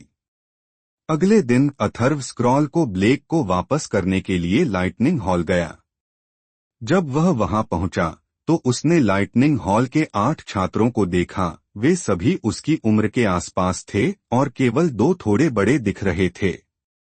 जब उन्होंने उसे देखा तो उन्होंने तुरंत अपना ध्यान उस पर केंद्रित कर दिया। उन्होंने उसे पहले कभी नहीं देखा था और अन्य हॉल के छात्र शायद ही कभी लाइटनिंग हॉल में आते हैं। नमस्ते, मैं अथर्व हूँ। अथर्व ने उन्हें अपना परिचय दिया जब उसने देखा कि वे उसके पास आ रहे हैं। नमस्ते, मैं एलिस हूँ, समूह की एक लड़की ने आगे बढ़कर अपना परिचय दिया। क्या आप यहाँ नए हैं? एलिस ने पूछा। हाँ, मैंने कल ही अपना एडमिशन पूरा किया है। मैं प्रशिक्षक ब्लेक से मिलने आया था, अथर्व ने उत्तर दिया। ओह, आप लाइटनिंग हॉल के छात्र हैं? एलिस ने फिर पूछा। वह पुष्टि करना चाहती थी कि क्या अथर्व उनके हॉल का ही छात्र था। हालांकि दूसरे हॉल के छात्र शायद ही कभी उनके हॉल में आते हों, लेकिन इसका मतलब यह नहीं है कि वे बिल्कुल नहीं आते। हाँ, अथर्व ने मुस्कुराते हुए उत्तर दिया। हाँ हाँ, तो हम भाई हैं, समूह में से एक लड़का अचानक हंसते हुए बोला। अथर्व ने अपना ध्यान एलिस से हटा लिया और उस लड़के को घूरने लगा जिसने अभी अभी बात की थी। वह रेनॉल्ड्स है। लाइटनिंग हॉल के छात्र एकजुट हैं क्योंकि हमारे पास सबसे कम लोग हैं, एलिस ने उस लड़के का परिचय कराया जिसने अभी अभी बात की थी। आप मुझे रे कह सकते हैं, रेनॉल्ड्स ने मुस्कुराते हुए अपना हाथ आगे बढ़ाते हुए कहा। अथर्व ने भी अपने चेहरे पर मुस्कान के साथ हाथ मिलाया। अथर्व और समूह अच्छी तरह से घुल मिल गए और उसे समूह में सभी के नाम पता चल गए। आप किस प्लेन में हैं? रेनॉल्ड्स ने कुछ देर बात करने के बाद अचानक पूछा। चूंकि वे सभी एक ही हॉल में थे, इसलिए एक दूसरे को और अधिक जानना बुरा नहीं था। वास्तव में मैंने अभी अभी साधना शुरू की है, अथर्व ने शर्मिंदगी भरी मुस्कान के साथ कहा। जब समूह ने यह सुना तो उन्होंने एक दूसरे की ओर देखा। स्पष्ट रूप से इस उत्तर की उम्मीद नहीं थी। आपने अभी अभी साधना कैसे शुरू की? एलिस ने आश्चर्य से पूछा। अथर्व ने उन्हें बताया कि कैसे वह पहली बार अपने तत्व को जागृत करने में असमर्थ था और 4 साल बाद ही ऐसा करने में सक्षम हुआ। वे सभी आश्चर्यचकित थे क्योंकि अथर्व एक डुअल एलिमेंटलिस्ट था। वे जानते थे कि लाइटनिंग तत्व कितना दुर्लभ है, एक होने के नाते डुअल एलिमेंटलिस्ट और लाइटनिंग एलिमेंट को अपने एलिमेंट में से एक के रूप में रखना आश्चर्यजनक था। ओह, तो यही कारण है। वैसे भी आप आसानी से पकड़ सकते हैं क्योंकि आप डुअल एलिमेंटलिस्ट हैं, रेनॉल्ड्स ने अथर्व को ईमानदारी से प्रोत्साहित किया। अथर्व को उम्मीद नहीं थी कि वे इसे ऐसे समझेंगे जैसे कि यह कुछ भी नहीं है। उसे अचानक लगा कि लाइटनिंग हॉल में होना उतना उबाऊ नहीं होगा जितना उसने सोचा था। उन्होंने कुछ देर तक बात की, फिर अथर्व ने माफी मांगी ताकि वह जाकर ब्लेक से मिल सके। रेनॉल्ड्स ने अथर्व को जाने की अनुमति देने से पहले उसके घर का नंबर पूछा। अथर्व अपने चेहरे पर मुस्कान के साथ ब्लेक के कार्यालय में गया। उसे बहुत अच्छा लगा क्योंकि उसे नए दोस्त मिले थे। जब वह कार्यालय पहुंचा तो ब्लेक अपनी डेस्क पर आलसी होकर बैठा था। अथर्व ने उसे स्क्रॉल लौटा दिया। ब्लेक ने उससे बार बार पूछा कि क्या उसने पैटर्न को पूरी तरह याद कर लिया है। अथर्व द्वारा बार बार आश्वस्त किए जाने के बाद ही उसने स्क्रॉल लिया। हालांकि उसे क्रिस ने आदेश दिया था, लेकिन उसे उम्मीद नहीं थी कि अथर्व एक दिन में उसे पूरी तरह याद कर लेगा। उसने उसे सिर्फ वही बताया जो क्रिस ने उसे बताया था, लेकिन अगर अथर्व उसे याद नहीं कर पाता तो उसे एक और दिन के लिए उसे रोककर रखने में कोई परेशानी नहीं थी। अथर्व के ऑफिस से जाने के बाद वह सागर के घर गया और उसका हालचाल पूछा। कुछ देर बात करने के बाद वह तुरंत घर वापस चला गया और एक बार फिर ध्यान लगाना शुरू कर दिया। 3 दिन बिना किसी उल्लेखनीय प्रगति के बीत गए। इन 3 दिनों में अथर्व ने कई बार पहली परत को तोड़ने की कोशिश की लेकिन असफल रहा। वह दूसरे दिन मौलिक कणों को सफलतापूर्वक आकर्षित करने में सक्षम था। अथर्व ने एक ऐसी जगह की भी तलाश की थी जहां वह अपना सामान्य शारीरिक प्रशिक्षण जारी रख सके। वह पहले से ही इसका आदी था और पिछली बार डेरेक के साथ लड़ाई के बाद वह जानता था कि अपने शरीर को प्रशिक्षित करने के अपने फायदे हैं। वह अकादमी में परेशान नहीं होना चाहता था, इसलिए उसने कोई और जगह ढूंढने का फैसला किया। अथर्व को जल्द ही एक जगह मिल गई लूनर अकादमी के ठीक पीछे स्थित एक पहाड़ एक पर्वत श्रृंखला के करीब स्थित होने के कारण स्वाभाविक रूप से अकादमी के करीब कई पहाड़ थे। अथर्व इन 3 दिनों के दौरान कक्षाएं लेने भी गया और उसने फैसला किया कि वह घर पर ही रहेगा। जब वह लाइटनिंग हॉल की कक्षा 1 में पहुंचा तो वह कक्षा में छात्रों की संख्या देखकर चौंक गया। वह कक्षा 1 में सचमुच अकेला छात्र था। बाद में उसे पता चला कि अकादमी सभी नए छात्रों को कलेक्शन प्लेन से फ्यूजन प्लेन में जाने के लिए 1 साल का समय देती है, इसलिए पिछली कक्षा 1 के सभी छात्र पहले से ही कक्षा 2 में हैं। लाइटनिंग हॉल के अधिकांश छात्र कक्षा 2 में हैं, जबकि कक्षा 3 में केवल 9 छात्र हैं। लाइटनिंग हॉल में कुल छात्र अथर्व सहित मात्र 24 थे। चूंकि वह नए भर्ती हुए छात्रों में लाइटनिंग तत्व वाला एकमात्र छात्र था, इसलिए कक्षा 1 के लिए कोई दूसरा छात्र होने का कोई तरीका नहीं था, क्योंकि छात्रों की भर्ती हर साल एक बार होती है। ब्लेक ने उसे कलेक्शन प्लेन में जाने की कोशिश पर पूरा ध्यान केंद्रित करने के लिए कहा। अभी उसे सिखाने के लिए कुछ भी महत्वपूर्ण नहीं है। इसलिए अथर्व ने केवल अपने प्रशिक्षण पर पूरा ध्यान केंद्रित किया। अथर्व के पास सफलता पाने के लिए केवल 7 दिन बचे थे। उसने खुद पर दबाव नहीं डाला क्योंकि वह पहले से ही ऐसा करने के बहुत करीब था। उसे लगा कि कलेक्शन प्लेन के पहले चरण में पहुंचने से पहले उसे उक्त 10 दिनों तक का समय नहीं लगेगा। 7वें दिन जब अथर्व ध्यान कर रहा था तो उसने एक छेदने की आवाज सुनी। यह वह ध्वनि थी जो तब होती है जब कोई व्यक्ति किसी परत को तोड़ता है। वह आखिरकार कलेक्शन तल के पहले चरण में पहुंच गया था। तोड़ने के बाद उसने महसूस किया कि उसके शरीर में प्रवेश करने वाले तत्वों के प्रभाव में उसका शरीर मजबूत हो रहा है। हालांकि थोड़ा, फिर भी इसने उसके लिए थोड़ा बदलाव किया। वह पहले से ज्यादा मजबूत और बहुत हल्का महसूस कर रहा था। अथर्व ने प्रसन्नता से कहा, क्या शानदार एहसास है। आगे बढ़ने का एहसास उसके लिए नया था। उसे इससे बहुत खुशी मिली। उसका शरीर लालच से तत्वों को सोख रहा था और हर गुजरते सेकंड के साथ उसके शरीर में सुधार हो रहा था। अथर्व ने अपने मन को शांत किया और अपना ध्यान जारी रखा। वह पहले ही कलेक्शन प्लेन तक पहुंच चुका था, इसलिए उसे पूरी तरह से राहत महसूस हुई। अगली सुबह वह हमेशा की तरह अपने शारीरिक प्रशिक्षण के लिए पहाड़ पर गया।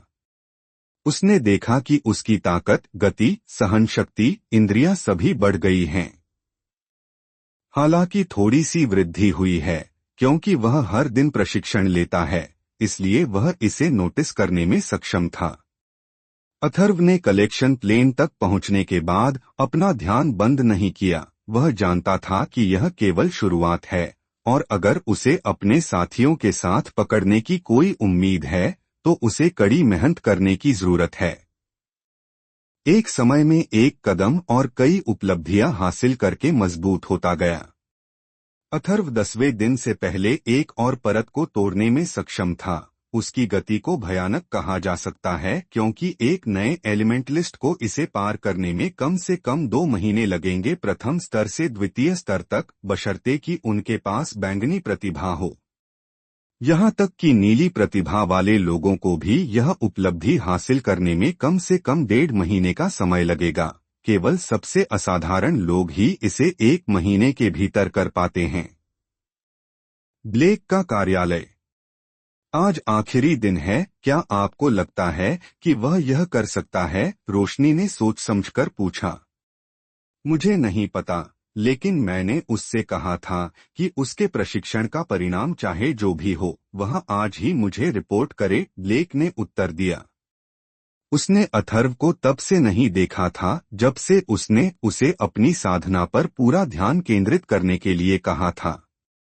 उसे विश्वास नहीं था कि अथर्व इन 10 दिनों में सफलता प्राप्त कर लेगा। अगर उसे 20 दिन दिए गए होते तो उसे यकीन होता कि वह ऐसा कर सकता है, लेकिन 10 दिन उसके लिए बहुत कम थे।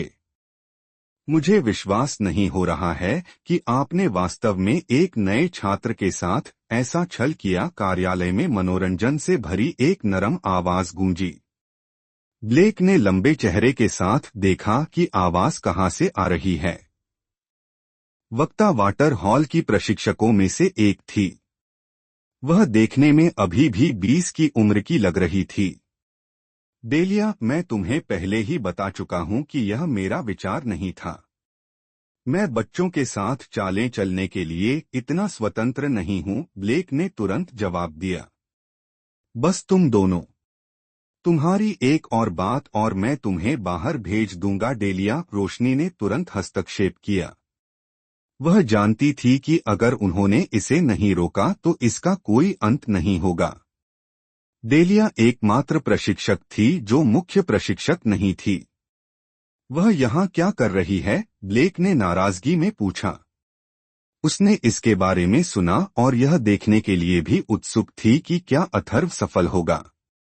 उसने मेरा अनुसरण करने की विनती की और मैं मना नहीं कर सकी। वाटर हॉल के मुख्य प्रशिक्षक ने उत्तर देते हुए कंधे उचका दिए।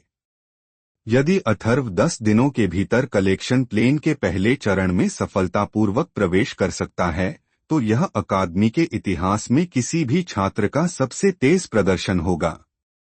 यही कारण था कि मुख्य प्रशिक्षक सभी उपस्थित थे। केवल एक छात्र 10 दिनों में कलेक्शन प्लेन में सफलतापूर्वक प्रवेश करने में सक्षम था और वह छात्र वास्तव में डेलिया थी। उसके पास एक नीली प्रतिभा थी और वह साधना में एक सनकी थी। हालांकि वह अभी भी बहुत छोटी थी, लेकिन वह पहले से ही उन अधिकांश प्रशिक्षकों के साथ मिल गई थी जिन्होंने उसे तब पढ़ाया था जब वह अभी भी एक छात्रा थी। अथर्व अपने आप में एक छोटी सी धुन गुनगुनाते हुए हॉल की ओर चला गया। पिछली रात संग्रह विमान के दूसरे चरण में प्रवेश करने के बाद वह बहुत अच्छे मूड में था। यह तकनीक वास्तव में बहुत बढ़िया है। मुझे 2 परतों को तोड़ने में केवल 10 दिन लगे। अथर्व अपने दिल में तकनीक की प्रशंसा करने से खुद को रोक नहीं सका। उसे क्रिस का आभार महसूस हुआ जिसने उसे यह विशेष उपचार दिया। दस्तक दस्तक। अथर्व ने हल्के से दरवाजे पर दस्तक दी। प्रवेश करें। कार्यालय से ब्लेक की आवाज सुनी जा सकती थी। अथर्व ने कार्यालय का दरवाजा खोला और अंदर चला गया। जब वह अंदर गया तो वह चौंक गया। उसने महसूस किया कि ब्लेक कार्यालय में अकेला नहीं था। उसने केवल रोशनी को पहचाना। ओह सॉरी, मुझे नहीं पता था कि आप व्यस्त हो। अथर्व ने माफी मांगी और जल्दी से कार्यालय से बाहर की ओर मुड़ गया। उसने बाहर जाने के बाद बिना किसी प्रतिक्रिया की प्रतीक्षा किए दरवाजा बंद कर दिया। ब्लेक और अन्य प्रशिक्षक अचंभित थे। उन्हें कभी उम्मीद नहीं थी कि ऐसा कुछ होगा। अथर्व ने दरवाजा बंद करने के बाद वह जाने ही वाला था कि उसने कार्यालय से दहाड़ने की आवाज सुनी। अथर्व, तुम कहाँ जा रहे हो? अभी वापस आओ। ब्लेक की आवाज गरज उठी कार्यालय से। अथर्व ने चिल्लाहट सुनी तो वह डर से जम गया। कार्यालय में? हाँ, कितना दिलचस्प साथी है। डेलिया ने हंसते हुए अपना मुंह ढक लिया। अथर्व के कार्यालय से इतनी जल्दी चले जाने पर शुरुआती आश्चर्य के बाद उसे यह देखकर मजा आया। ब्लेक ने उसे एक द्वेषपूर्ण नजर से देखा। वह तब क्रोधित हो गया जब अथर्व ने उसके जवाब का इंतजार किए बिना ही भाग लिया।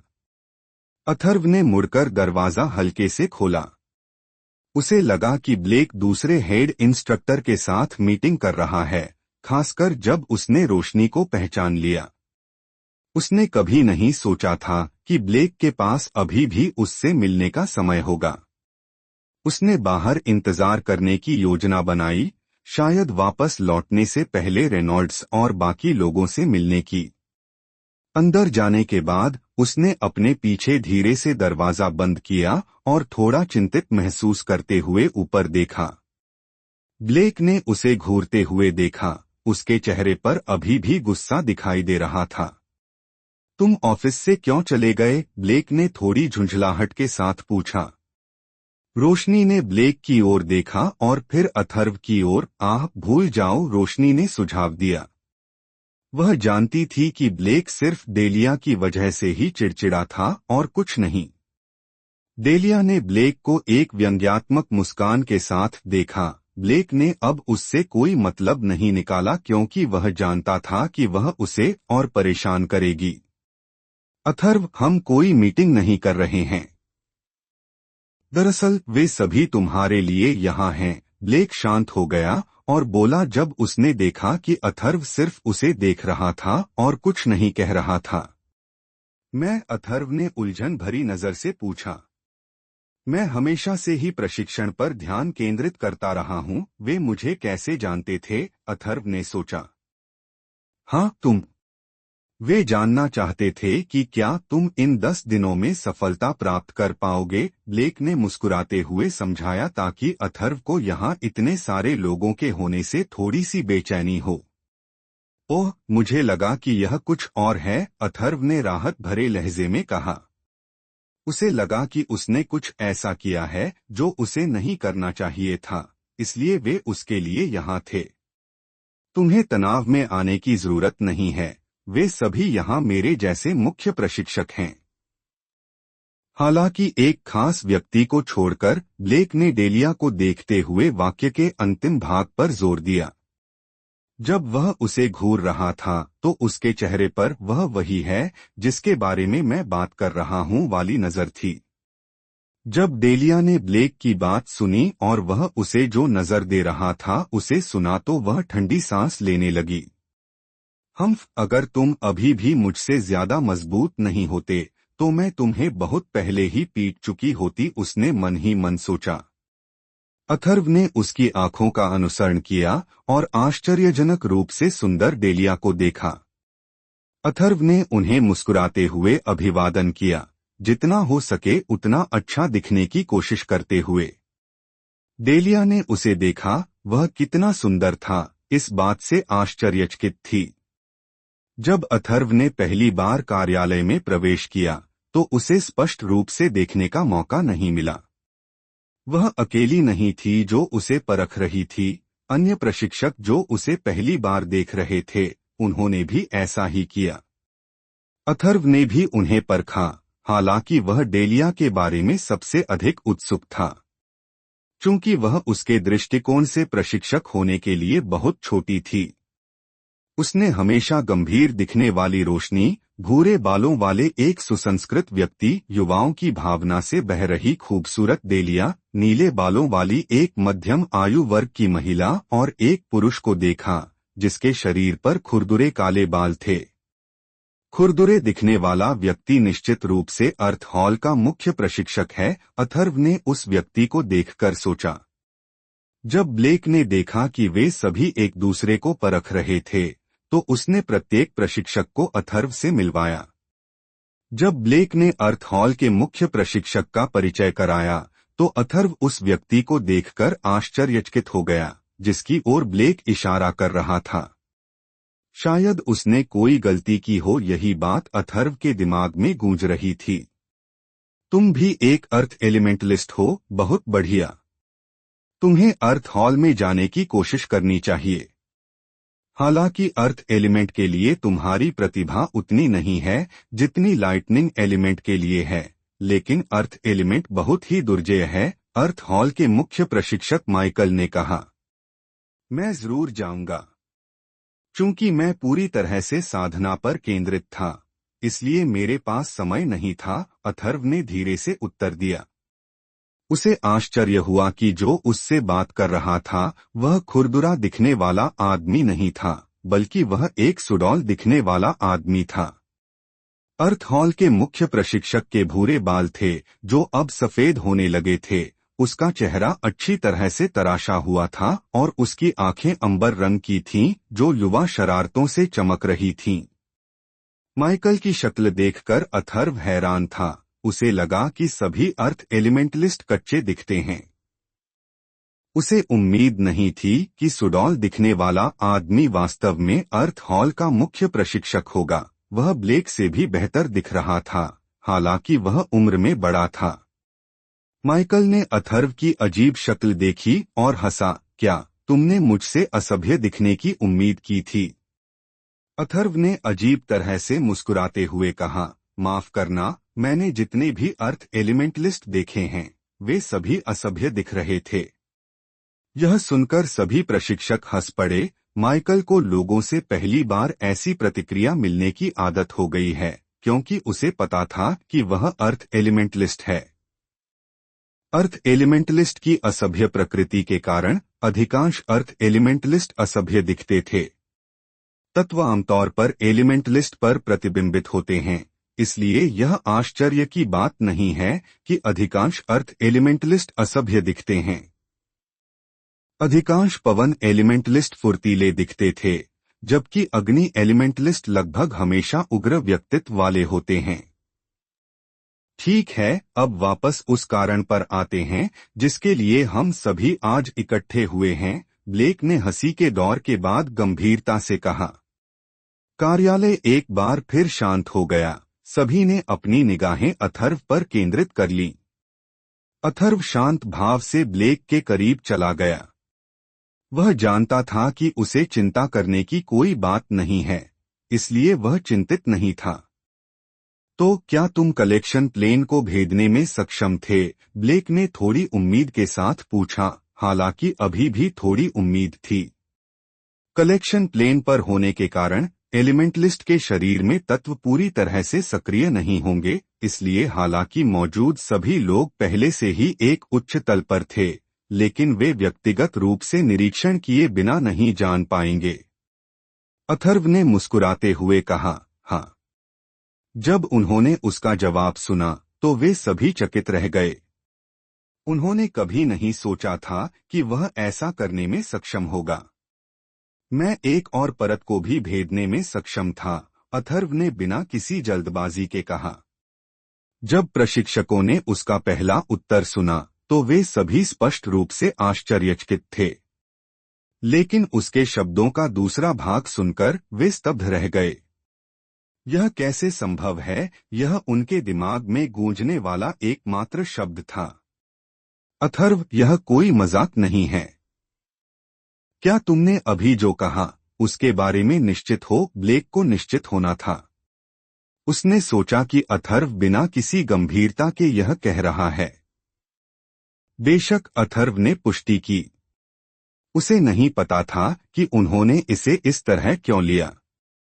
तुम ही थे जिन्होंने मुझसे पूछा था, मैं तुम्हारे साथ मजाक क्यों करूंगा? अथर्व ने सोचा, गलत महसूस करते हुए।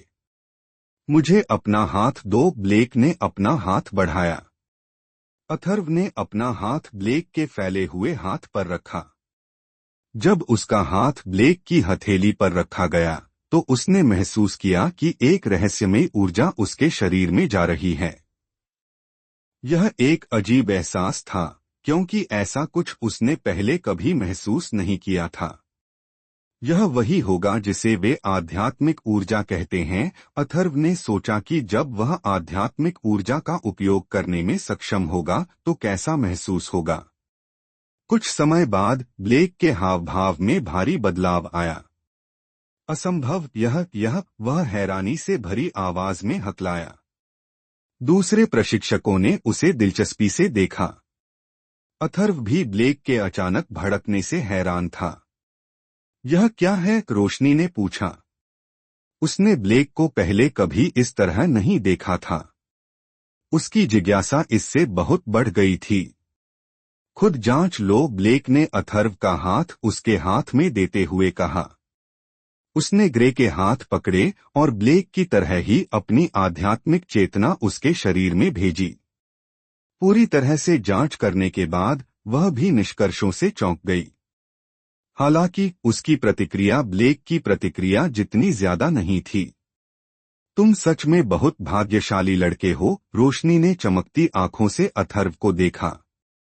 ब्लेक और रोशनी दोनों की नजरों को देखकर अथर्व को यह जानने की उत्सुकता होने लगी कि उसके शरीर में क्या चल रहा है।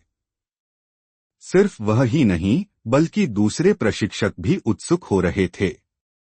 क्या हो रहा है? डेलिया अब खुद को रोक नहीं पाई और उसने पूछा। उसने देखा कि ब्लेक और रोशनी कैसे व्यवहार करते हैं। वह उत्सुक हो गई और जानना चाहती थी कि आखिर हुआ क्या है। उसका शरीर अनोखा है, ब्लेक ने नरम आवाज में उत्तर दिया। डेलिया ने जब सुना कि ब्लेक ने उसे कैसे उत्तर दिया तो वह नाराज हो गई। जब ब्लेक ने उसे नाराज होते देखा तो वह दंग रह गया और अपनी आंखें उससे हटा नहीं सका। जब डेलिया ने देखा कि ब्लेक उसे ध्यान से देख रहा है तो उसने उसकी नजर से बचने के लिए जल्दी से अपना सिर नीचे कर लिया। उसके होंठ ऊपर की ओर मुड़े हुए थे और उसका चेहरा एक चमकदार मुस्कान से खिल उठा था। रोशनी ने ब्लेक को उसकी मदहोशी से वापस लाने की कोशिश करने के लिए अपना गला साफ किया। जब ब्लेक का दिमाग साफ हुआ तो उसे अजीब लगा क्योंकि वह बेशर्मी से डेलिया को देख रहा था। उसने अपनी त्वचा को मोटा किया और ऐसा व्यवहार किया जैसे कुछ हुआ ही न हो। फिर उसने समझाया, ठीक है, इसे एक अद्वितीय काया के रूप में संदर्भित नहीं किया जा सकता है, लेकिन कुछ अज्ञात कारणों से उसके शरीर में बिजली और पृथ्वी दोनों ही तत्वों का उच्च सांद्रता है। कार्यालय में हर कोई आश्चर्यचकित था जब उन्होंने पहली बार ब्लेक को अद्वितीय काया शब्द कहते सुना, जिसमें अथर्व भी शामिल था। हालांकि बाद में ब्लेक ने स्पष्ट किया कि यह एक अद्वितीय काया नहीं थी बल्कि यह तत्वों के सार की एक बड़ी सांद्रता थी। फिर भी यह सुनना एक चौंकाने वाली बात थी। किसी ऐसे व्यक्ति के लिए जिसने अभी अभी साधना शुरू की है, तत्वों के सार की एक बड़ी सांद्रता होना अनसुना था। अब वे सभी समझ गए कि रोशनी का क्या मतलब था जब उसने कहा कि वह बहुत भाग्यशाली है, अथर्व को छोड़कर। वह अभी भी यह नहीं समझ पाया था कि तत्वों के सार की इतनी अधिक सांद्रता क्या है। उसने ब्लेक की ओर एक प्रश्नवाचक दृष्टि डाली। स्पष्ट रूप से वह चाहता था कि वह आगे और समझाए। इसका सीधा सा मतलब है कि फिलहाल आपकी साधना की गति बहुत तेज होगी। हमें नहीं पता कि यह कब खत्म होगी, लेकिन आपके पास जो राशि है उससे आपको बिना किसी समस्या के आर्केन प्लेन तक पहुंचाया जा सकता है और आप बहुत तेजी से आगे बढ़ेंगे। रोशनी ने अथर्व को उसकी शंकाओं को दूर करने के लिए समझाया। यह सुनकर अथर्व का मूड खराब हो गया और यहाँ मैं सोच रहा था कि मैंने एक अनोखी काया पाकर जैकपॉट मार लिया है। कौन जानता था कि यह एक चमत्कार है जिसकी समाप्ति तिथि है। उसने अनिच्छा से शिकायत की, लेकिन वह इस तथ्य को छिपा नहीं सका कि वह भी इस खबर से उत्साहित था। इससे उसे अपने साथियों के साथ अंतर को कम करने में कोई समस्या नहीं होगी। हालांकि उसकी उम्र के सभी लोग आर्केन प्लेन में नहीं हैं, लेकिन पर्पल या ब्लू टैलेंट वाले लोग पहले से ही आर्केन प्लेन में थे, सिवाय उन लोगों के जो मेहनती नहीं थे। अच्छा, इससे आप अपने साथियों से बहुत पीछे नहीं रहेंगे और तुम्हें अकादमी में होने वाले वार्षिक टूर्नामेंट में भाग लेने की उम्मीद हो सकती है, ब्लेक ने मुस्कुराते हुए कहा। वह पहले ही शुरुआती सदमे से उबर चुका था और जब वह डेलिया को देखने में खो गया तो जो कुछ हुआ उसके बारे में वह जितना संभव हो सके बात करना चाहता था, ताकि सभी का ध्यान इस बात पर से हट जाए। टूर्नामेंट किस बारे में है? अथर्व ने पूछा। प्रत्येक हॉल के छात्र एक साथ मिलेंगे और एक दूसरे के साथ थोड़ा संघर्ष करेंगे ताकि यह निर्धारित किया जा सके कि वे कितने आगे बढ़ गए हैं। यह हर साल किया जाता है, हालांकि अनिवार्य नहीं है, ब्लेक ने शांति से समझाया। अकादमी में हमेशा साल के अंत में एक टूर्नामेंट होता है जिसमें यह देखा जाता है कि प्रत्येक कक्षा के लिए सबसे अच्छा छात्र कौन है। हालांकि सभी छात्र इसमें भाग नहीं लेते हैं। जब अथर्व ने सुना कि टूर्नामेंट अनिवार्य नहीं है और वह इसे छोड़ सकता है तो वह खुश था, क्योंकि उसे लड़ाई में कोई दिलचस्पी नहीं थी और वर्तमान में वह अपना पूरा ध्यान अपने प्लेन को बढ़ाने पर केंद्रित करना चाहता था। जब वह आर्केन प्लेन में पहुंचता था तो वह जादुई जानवरों के साथ प्रशिक्षण के लिए जंगल में जाने की योजना बनाता था। केवल आर्केन प्लेन में पहुंचने के बाद ही अकादमी किसी भी छात्र को प्रशिक्षण के लिए बाहर जाने की अनुमति देती थी। कक्षा 3 के छात्र शायद ही कभी टूर्नामेंट में भाग लेते हैं। चूंकि अथर्व को ब्लेक द्वारा पहले ही जांच लिया गया था और यह पहले ही पुष्टि हो चुकी थी कि वह सिलेक्शन प्लेन में है, इसलिए उसके पास अब कार्यालय में रहने का कोई कारण नहीं था और उसने वहां से जाने का विकल्प चुना। जब वह कार्यालय से बाहर निकला तो उसने डेलिया को ब्लेक को विकृत कहते हुए सुना। आखिर उन दोनों के साथ क्या हुआ? अथर्व ने खुद से पूछा जब वह हॉल से बाहर निकलकर अपने घर की ओर जा रहा था। रास्ते में वह इस कारण के बारे में सोचे बिना नहीं रह सका कि उसके शरीर में बिजली और पृथ्वी के तत्व की इतनी अधिक मात्रा क्यों थी। यह निश्चित रूप से बिजली के पहाड़ पर वापस जाना चाहिए, लेकिन मेरा शरीर इसे कैसे संग्रहित कर सकता है जबकि मैंने साधना शुरू नहीं की है। अथर्व हर चीज से हैरान था, लेकिन वह इस बारे में ज्यादा देर तक नहीं सोचता था। चूंकि उसे अभी कारण नहीं मिल पाया है, इसलिए वह इसके बारे में सोचना बंद कर देगा। इसके अलावा ऐसा नहीं था कि यह कुछ बुरा था।